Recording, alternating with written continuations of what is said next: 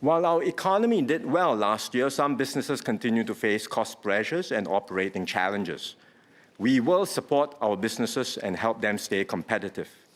I will provide a 40% corporate income tax rebate in the year of assessment 2026. Every active company that employed at least one local employee last year will receive a minimum benefit of $1,500. The total benefit for each company will be capped at $30,000. Growth will be harder in this changed world. We must aim higher, move faster, and be prepared to take calculated risk. This is why the government convened the Economic Strategy Review.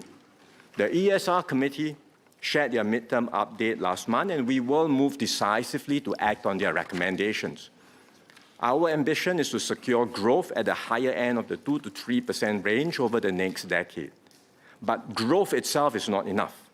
Growth must translate into good jobs and rising incomes for Singaporeans. First, we must adapt and connect differently in a changed global environment. So Singapore must adjust to these new patterns, staying open, but connecting in smarter, more diversified, and more resilient ways. And that's why we are forging new forms of cooperation with partners who share our commitment.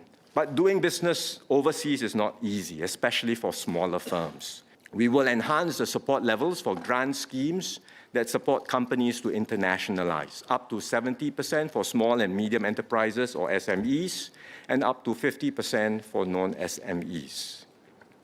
We will also enhance the Market Readiness Assistance Grant to support companies, not just to access new markets, but to deepen activities in existing overseas markets as well.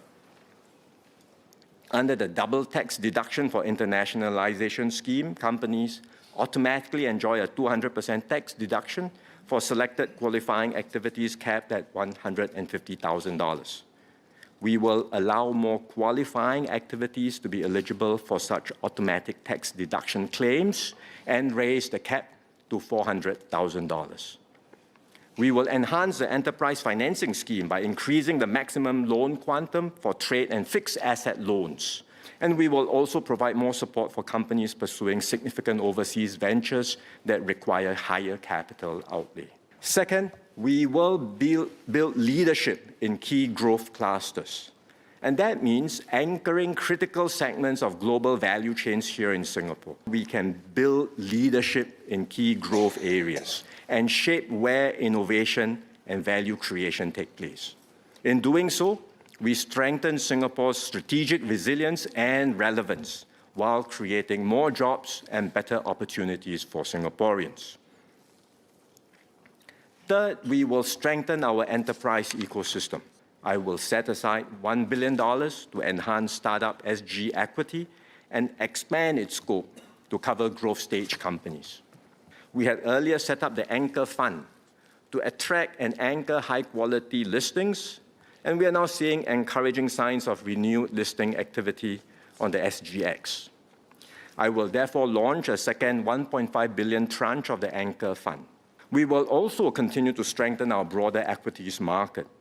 Last year, MAS launched the Equity Market Development Program to develop our fund management industry and increase investor participation in Singapore equities. Industry response has been encouraging. To build on this momentum, I will expand the program with a $1.5 billion top-up to the Financial Sector Development Fund. This comprehensive approach, from nurturing homegrown startups to catalyzing private capital and attracting promising global companies, will strengthen our enterprise ecosystem.